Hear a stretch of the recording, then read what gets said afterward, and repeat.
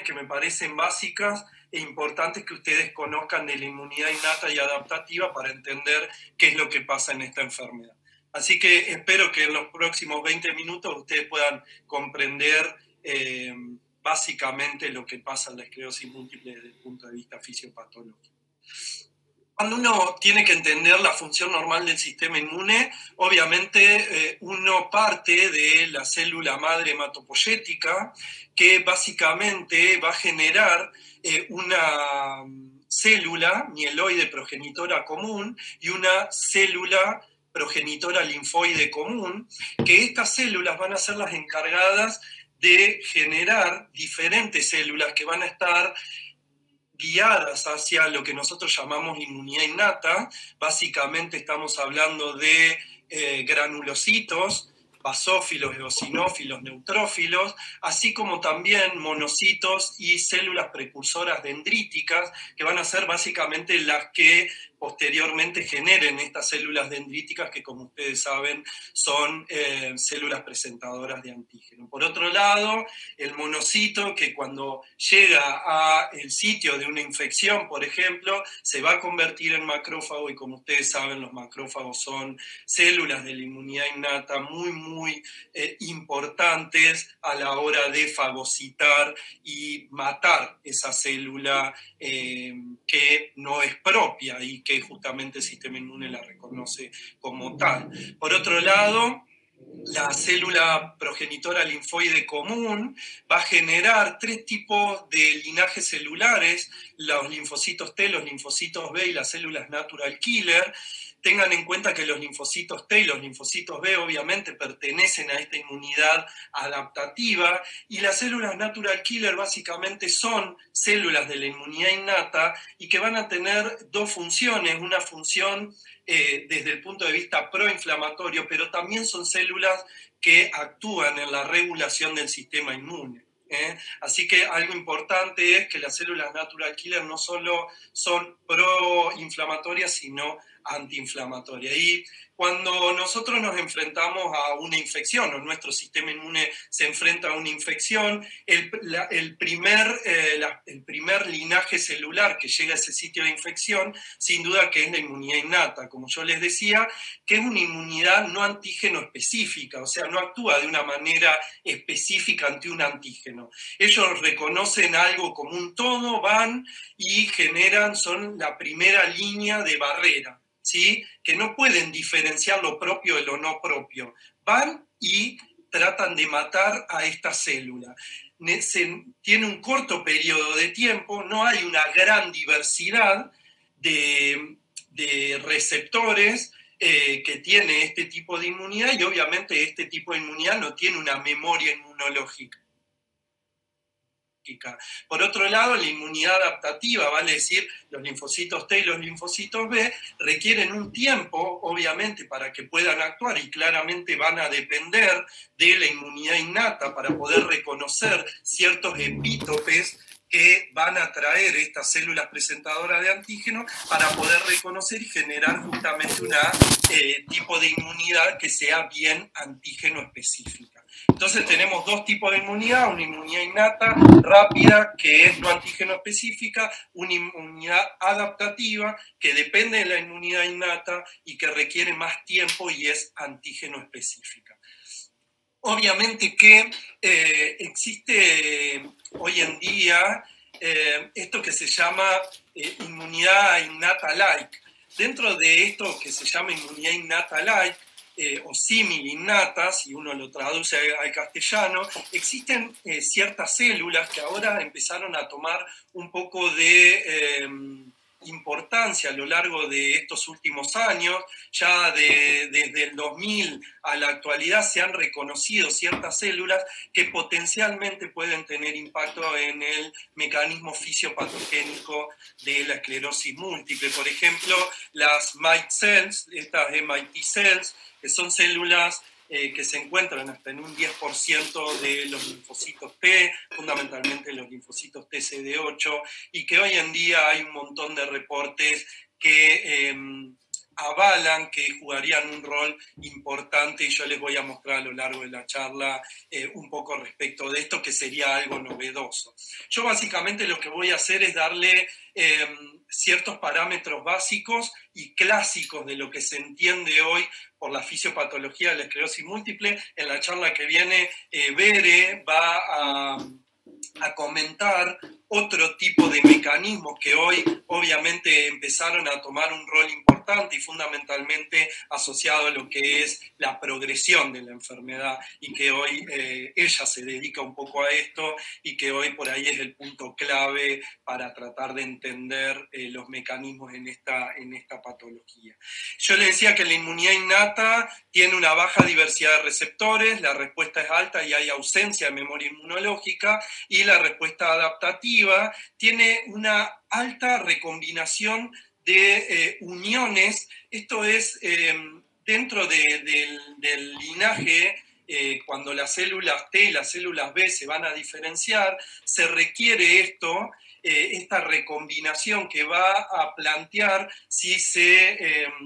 secretan inmunoglobulinas o se van a poner en la superficie de los linfocitos receptores para el linfocito T o para el linfocito B. Y esto es algo muy importante para evitar ciertas enfermedades autoinmunológicas. Obviamente que en cualquiera de nosotros, si somos sanos, existe un balance entre lo que se llaman células regulatorias, vale decir células, por ejemplo, CD4 colaboradora o helper, FOXP3 o las células CD56, que son las células natural killer, como yo les decía. Tiene que haber un balance entre estas células regulatorias y las células efectoras, como pueden ser las células CD4 o CD8, o las células B efectoras, que obviamente se van a comportar como patogénicas en la esclerosis múltiple, como ustedes pueden ver acá, donde la regulación, fallan los mecanismos regulatorios, las células que van a regular esta tolerancia inmunológica fallan, y predominan estas células efectoras que van a ingresar al sistema nervioso central y van a generar daño.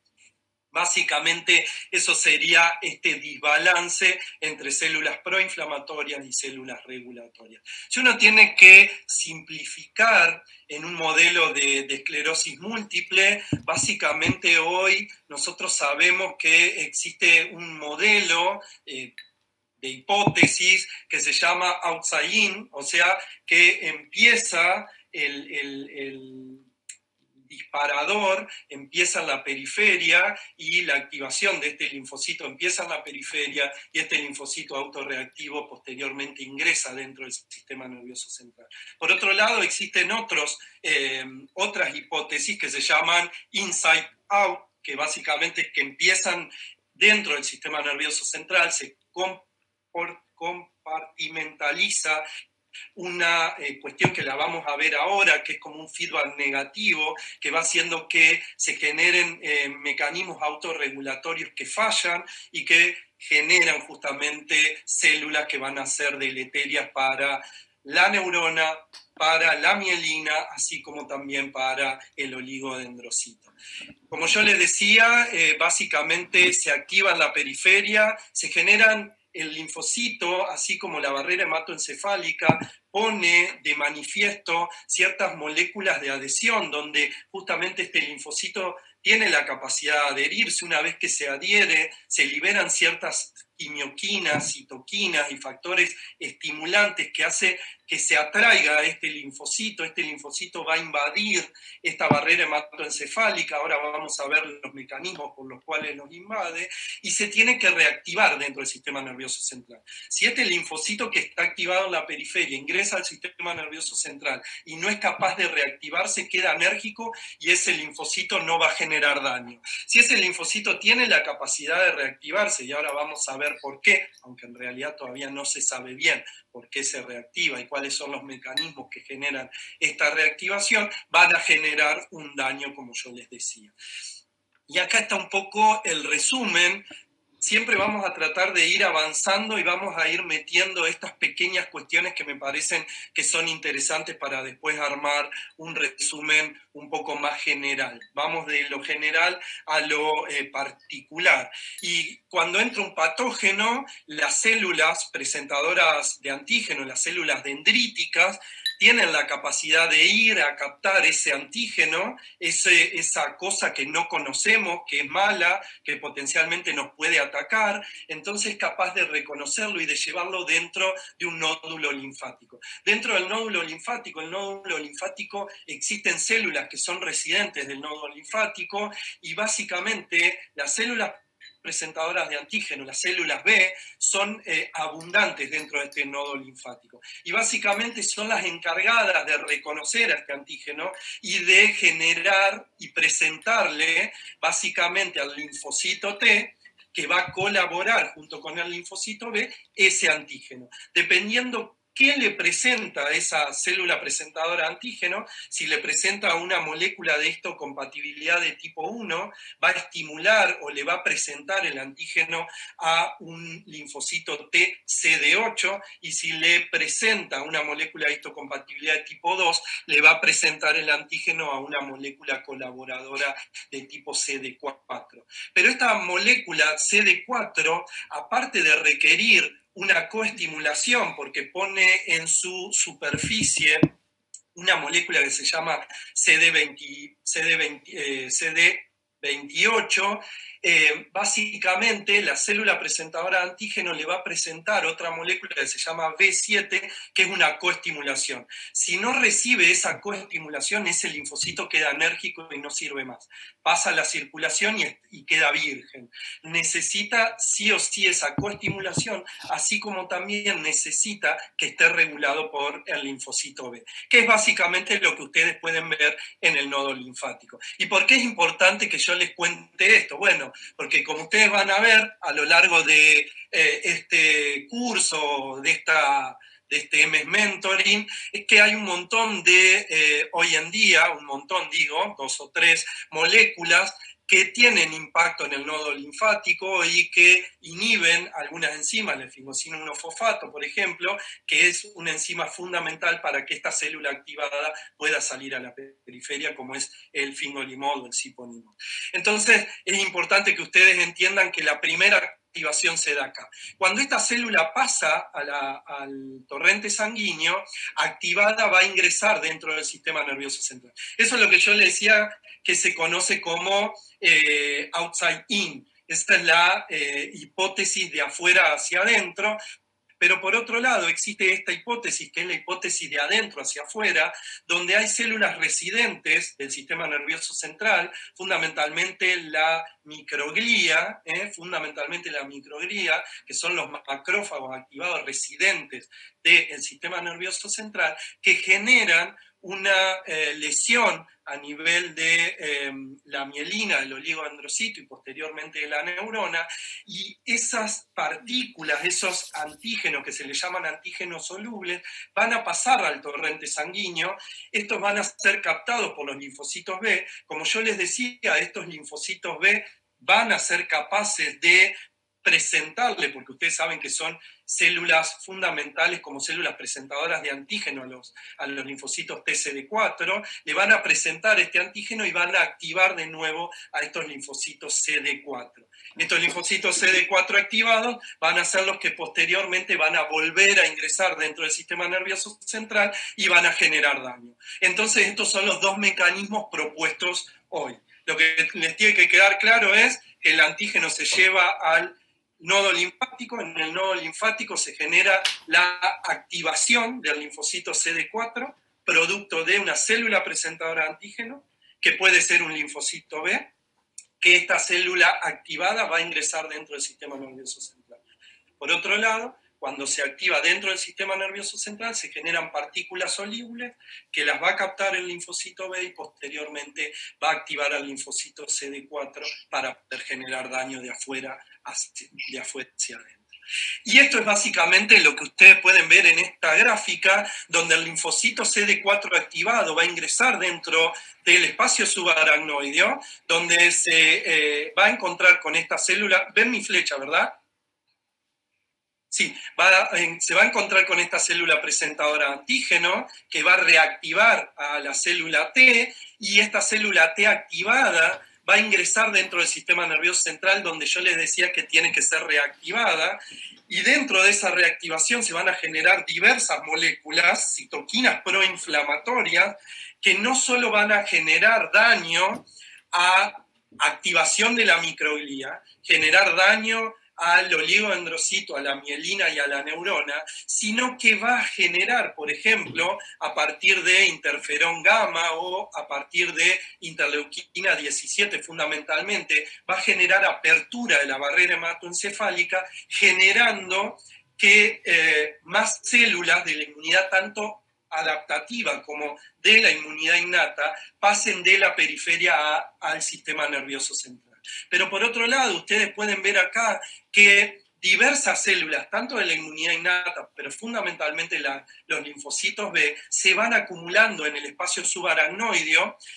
y este acúmulo del espacio subaracnoideo a lo largo del tiempo van a generar un acúmulo grande que se llaman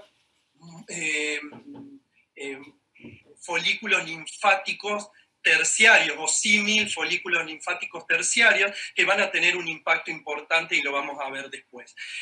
¿Por qué se sabe que, por ejemplo, interferón gamma es un factor deleterio, por ejemplo, y que es una citoquina proinflamatoria fundamental dentro del sistema nervioso central? En 1987, en San Francisco,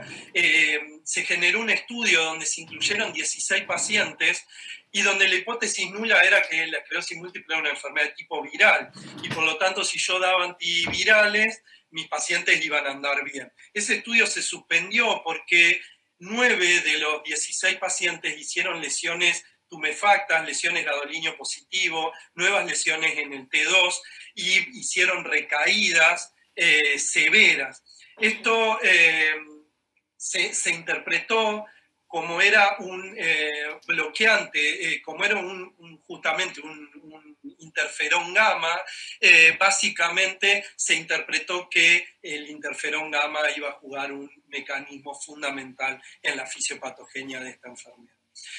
Como yo les decía, cuando uno ve la esclerosis múltiple a lo largo del tiempo, y acá Bere nos va a ayudar probablemente en la charla que viene, estos folículos linfáticos terciarios van a generar activación continua de la microglía. Como yo les decía, un feedback que va a ser absolutamente negativo. Este estímulo de la microglía va a generar citoquinas proinflamatorias que van a volver a estimular a estos folículos linfáticos terciarios, y se va a generar un círculo vicioso de activación de la microglía, que esta microglía activada hoy se conoce que va a generar mecanismos y reacciones del oxígeno que van a ser negativas, y por ejemplo hay hoy en día también otros mecanismos, por ejemplo, el dimetilfumarato, que actúa de alguna manera estimulando las vías para inhibir justamente estos reactantes del oxígeno que pueden ser deleterios para la neurona, porque básicamente lo que se genera es una reducción de la remielinización, porque se inhibe al oligodendrocito progenitor, y por lo tanto no solo existe daño, sino es que se inhibe también los mecanismos de remielinización. Yo les decía que básicamente los linfocitos T se dividen en linfocitos T, CD4 y CD8, y básicamente cuando nosotros tenemos una célula virgen, una célula naive, dependiendo de qué tipo de citoquinas haya en el medio, nosotros podemos diferenciar a linajes celulares o a respuestas celulares diferentes, teniendo en cuenta si nosotros queremos combatir, por ejemplo, un patógeno intracelular, donde va a predominar una respuesta de TH1, que sabemos que es una respuesta proinflamatoria. Si nosotros queremos defendernos ante un patógeno, por ejemplo, extracelular, y vamos a sintetizar o a liberar interleuquina 17, vamos a generar una respuesta de TH17, que obviamente, como yo les contaba, es una respuesta proinflamatoria, y por ejemplo, existen otras respuestas antiinflamatorias como son la respuesta de tipo TH2 o la respuesta T reguladora FOXP3 que yo les comentaba y que obviamente actúan en esta regulación del balance de célula efectora versus célula reguladora. Por otro lado, yo les decía que existen los linfocitos T CD8, que también yo les decía que se activaban en el nódulo linfático. No sabemos todavía bien, no está tan claro por qué estos linfocitos CD8 ingresan dentro del sistema nervioso central. Sí se plantean algunas hipótesis, pero básicamente existe una transmigración y moléculas de adhesión a la barrera hematoencefálica que permiten que este linfocito CD8 ingrese dentro del sistema nervioso central. Sí se conoce que el linfocito CD8 ingresa y genera lesión por medio de citoquinas, granzima B, granzima A, que son moléculas que básicamente lo que hacen es generar toxicidad porque abren la barrera, porque generan lesión y apertura de liberación de nuevas citoquinas, y fundamentalmente se conoce también que los linfocitos CD8 tienen expansión clonal dentro del sistema nervioso central. Vale decir, cuando se activan, se reactivan dentro del sistema nervioso central, son capaces de generar expansión clonal y por lo tanto generan lesión de tipo tóxica. Vale decir, ellos van y generan transección axonal. Básicamente los que generan la transección axonal, y esto está demostrado por estudios de microscopía electrónica, se ve en tiempo real que se genera una lesión y un corte a ese axón. Entonces, existen básicamente en la periferia tres tipos de respuestas de las células CD4 y CD8.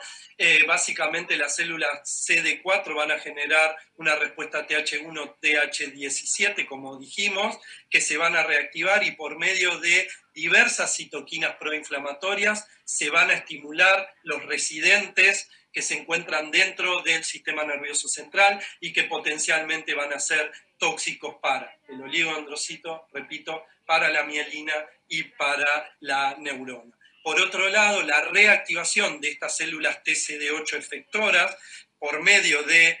interleuquina 17, interferón gamma, que son las moléculas, van a generar disección o transección axonal. Pero no nos olvidemos, como yo les decía, que estas respuestas siempre están reguladas por células de tipo regulatorias, y estas células T regulatorias son las natural killer, como yo les comentaba hoy. Las células natural killer, por ejemplo, se ha visto en estudios animales que aumentan cuando los pacientes están recibiendo, por ejemplo, acetato de glatiramel o cuando están recibiendo interferón beta 1A o beta 1B, y que bajan de forma significativa cuando los pacientes hacen una recaída en la periferia, sugiriendo que cuando fallan y no pueden regular justamente estas células efectoras, existe una recaída o una lesión dentro del sistema nervioso central. ¿Cómo ingresan dentro del sistema nervioso central? Bueno, dependiendo qué tipo de célula sea, hoy se conoce que existen tres tipos de rutas para ingresar dentro del sistema nervioso central. Dependiendo qué tipo de molécula qué tipo de molécula de adhesión presenta estos linfocitos activados. Dependiendo qué tipo de molécula de adhesión presentan, estos linfocitos patogénicos y activados pueden ingresar por el plexo coroideo, por las leptomeninges o por las vénulas postcapilares, y dependiendo justamente de este linaje efector de la célula CD4, va a depender de alguna manera las regiones que potencialmente han sido afectadas o por el lugar por donde ingresan. No significa que, por ejemplo, la respuesta TH1 ingresa por la médula espinal, pero como ustedes saben puede haber lesión supratentorial también. Pero algo importante es que ingresan por medio de estos tres mecanismos. No se sabe bien hoy por qué cada una de las células ingresa por ese mecanismo, pero es lo que está propuesto hoy. Yo les contaba hoy que existen estas células MIT cells, que básicamente estas células,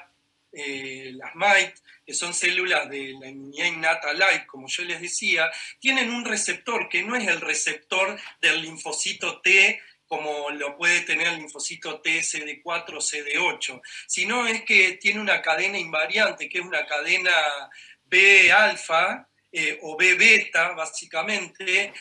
que cuando la célula presentadora de antígeno presenta en su superficie una molécula MR1, básicamente va a activar a estas células MIT, diferente, como yo les decía, si presenta una molécula de histocompatibilidad de tipo 1 o de tipo 2. Y básicamente esta célula MIT cell, cuando se activa, es capaz de liberar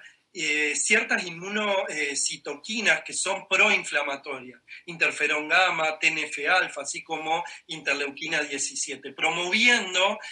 una respuesta claramente proinflamatoria de tipo TH1 y de tipo TH17. Nosotros hace poquito,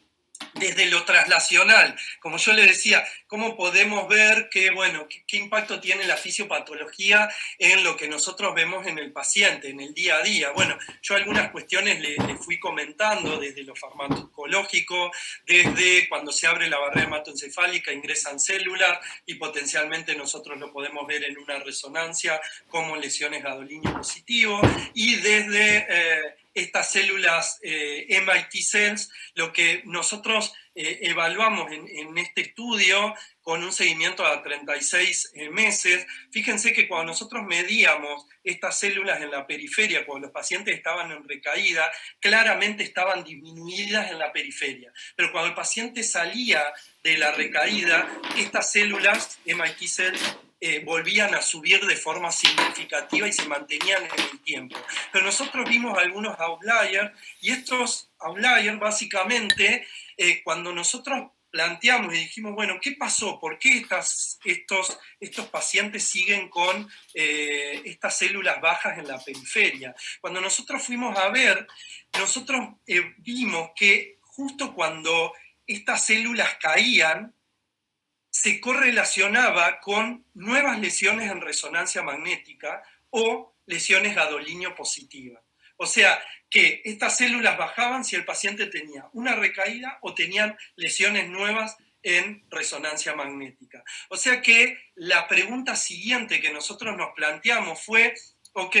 las células están bajas cuando un paciente tiene una recaída o cuando básicamente tiene actividad. Bueno, ¿y por qué potencialmente podemos pensar que estas células son las que generan o tienen un impacto en la fisiopatología de la enfermedad? Entonces lo que nosotros fuimos a ver fue el líquido cefalorraquídeo de estos pacientes y evaluamos estas células en el líquido cefalorraquídeo durante la exacerbación. Y como ustedes pueden ver acá, fíjense que estas células se encontraban elevadas en el líquido cefalorraquídeo y bajas en la periferia en el momento de la exacerbación, que no se generaba eso en el momento de la remisión, sugiriendo que estas células pasaban de la periferia al sistema nervioso central. Y como ustedes pueden ver en los sujetos controles, claramente estas células MIT se encuentran bajas en el líquido cefalorraquídeo y normales o altas en la periferia. La otra pregunta que nosotros nos planteamos, y bueno, el doctor Correale mandó a hacer secuenciación de genes de estos linajes celulares, lo mandó a San Francisco y básicamente lo que planteaba era, bueno, estas células que sabemos que están bajas en la periferia y aumentan dentro del sistema nervioso central, ¿son las mismas o son otro tipo de células? Y fíjense que ustedes pueden ver en negrita que las células son exactamente las mismas. Fíjense que se correlacionan, la secuencia genética es prácticamente la misma, sugiriendo que son las mismas células que ingresan dentro de la periferia al sistema nervioso central, sugiriendo que estas pueden ser otro mecanismo fisiopatogénico por el cual los pacientes tienen lesiones. Esto un poco ya lo vimos, donde la célula se activa, genera una respuesta proinflamatoria que va a activar a la microglía. La microglía tiene dos tipos de respuesta, una respuesta M1 que es proinflamatoria y una respuesta M2 que es antiinflamatoria. Siempre las respuestas proinflamatorias siempre van a estar reguladas por células T regulatorias. El último linaje celular que vamos a ver son las células B. Ustedes saben, como yo les conté, que las células B actúan como presentadoras de antígeno con una molécula de histocompatibilidad de tipo 2, por lo tanto se la van a presentar al linfocito CD4. Ya les conté que actúan como células regulatorias mediante la liberación de interleuquina 10 e interleuquina 35, justamente inhibiendo estas células B, estas células T efectoras. Desde lo translacional, cuando nosotros pedimos bandas oligoclonales en el líquido cefalorraquídeo, lo que estamos viendo es expansión clonal de células B dentro del sistema nervioso central. Por otro lado, yo también les conté que las células B son las células principales dentro de estos folículos germinales ectópicos terciarios que se encuentran a nivel de lo subpial, y por otro lado yo les comentaba que las células B también pueden ser efectoras y por lo tanto activar a la microglía. Básicamente la maduración de las células B, ustedes saben que cuando adquiere el receptor se convierte en célula pre-B, que posteriormente si obtiene o puede ser capaz de generar anticuerpos IgM, se va a transformar en célula inmadura, que posteriormente se va a convertir en célula naive una vez que pasa a la circulación, y posteriormente a célula de memoria cuando puede generar inmunoglobulina G. Para que la célula naive pase a célula de memoria, requiere sí o sí del linfocito T folicular mediante la liberación de interleuquina 21, y una vez que se genera esto recién puede pasar a ser plasmocito, y este plasmocito va a generar diferentes anticuerpos que van a actuar por medio del complemento o por medio de citotoxicidad celular dependiente de anticuerpos. Que esta vía básicamente va a tener interacción con la inmunidad innata, generando o atrayendo a los linfocitos, a los granulocitos básicamente. Por otro lado, yo les decía que presenta antígenos, esto ya lo vimos, y por otro lado actúa en la producción de citoquinas para diferenciar justamente, como habíamos visto, si esta célula era una célula B efectora o era una célula B regulatoria, dependiendo del tipo de citoquinas pro o antiinflamatorias que genera. Obviamente que sí o sí se requiere una interacción entre el linfocito T y el linfocito B, que esto debería estar regulado, y básicamente cuando el linfocito B reconoce por medio del receptor un antígeno, lo que va a hacer es presentárselo al linfocito T. Esta célula B va a quedar activada y va a ser capaz de generar anticuerpos. Estos anticuerpos van a también estimular a la célula mieloide, que esta célula mieloide se va a comportar como célula presentadora de antígeno, que también le va a presentar al linfocito T, y por lo tanto existe una regulación entre las tres linajes celulares, entre los linfocitos T, los linfocitos B y las células presentadoras de antígeno. Esta forma es la manera de que no exista, o que trate de no existir, justamente reacciones exageradas, ni proinflamatorias ni antiinflamatorias. Se autorregulan entre los tres tipos celulares. Y es básicamente lo que ustedes pueden ver acá. Existe una regulación y una colaboración, en lo que se llama la colaboración entre el linfocito T y el linfocito B. Esta colaboración es lo que termina generando justamente una expansión clonal de células T en la periferia anteriormente. Por otro lado, yo les comenté que los linfocitos B que se van acumulando en el espacio subaracnoideo son los que terminan generando estos folículos linfáticos terciarios, y el grupo de Magliosi en Italia y el grupo de Pistalis son básicamente los grupos que han encontrado que estos folículos, que nosotros también lo podemos ver desde lo translacional, nosotros podemos ver en una resonancia, en un FLAIR post-contraste, podemos ver activación de justamente lesiones o de estos folículos a nivel subpial, y esto se ha correlacionado con el tiempo, menor tiempo de progresión de los pacientes, así como el tiempo desde la progresión a la muerte. O sea que estos folículos tienen impacto. Nosotros estuvimos estudiando también y estamos preparando un paper de pacientes infectados, y esta diapositiva, con esto termino, básicamente teniendo en cuenta lo que vimos en los foros, que se habló mucho de la hipótesis de la higiene. Fíjense que nosotros vimos que pacientes infectados por el Mintos tienen aumento de interleuquina 10 e interleuquina 35, no solo en las células B, sino en las células CD4 regulatorias. Como yo les decía, la interleuquina 10 y la interleuquina 35 son citoquinas antiinflamatorias que van a generar que se genere básicamente una respuesta de tipo regulatoria y no proinflamatoria. Por lo tanto, esta infección por el Mintos, se piensa que uno de los mecanismos por los cuales los pacientes no hacen ni recaídas ni nuevas lesiones en resonancia magnética es producto de que aumentan estas citoquinas y aumentan estas células que son regulatorias. Después de todo lo que yo les conté, sabemos que existen células B, células T, que existen células B, que existen células de la inmunidad innata, que existen células de la inmunidad adaptativa, y un poco la idea es que a lo largo de estas 2 semanas podamos discutir algunos de los mecanismos fisiopatológicos por los cuales se genera esta enfermedad. Así que bueno, muchas gracias.